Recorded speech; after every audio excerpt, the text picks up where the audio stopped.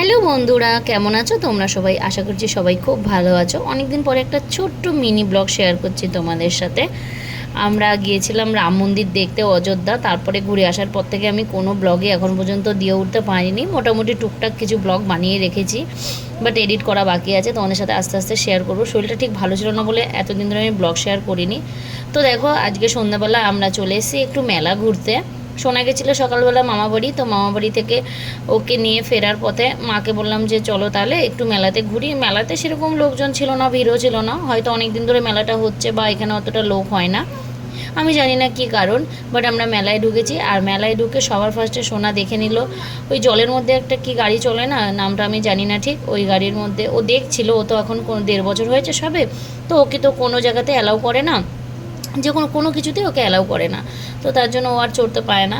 তারপরে আমরা টুকটাক মেলার মধ্যে ঘুরে নিলাম। দেখো, নাগরদোলনা সব ছিল, মিকি মাউস নাগরদোলনা, মানে অনেক কিছুই ছিল, কিন্তু কোনো কিছুতেই আমি তো চড়তে পারি না, আর আমার মেয়েকে এখনও অ্যালাউ করে না। তো দেখো, একটা ছোট্ট বাচ্চা পেয়েছে, তার সঙ্গে মারামারি শুরু। আর হ্যাঁ, সবার আগে গিয়ে কিন্তু ও কিনে নিয়েছে বেলুন। বেলুন কিনে, মানে বেলুনওয়ালা ছেলেটাকে ধরে বসিয়ে ও সব বেলুন নিয়ে নেবে। তারপরে একটা কিনে দিয়েছি, তারপরে ও সে খুশি হয়েছে। আর এই ছোটো বাচ্চাটাকে পাওয়ার পর থেকে তো মারামারি করেই যাচ্ছে। আমরা কিন্তু মেলা থেকে কিছু কিনিনি।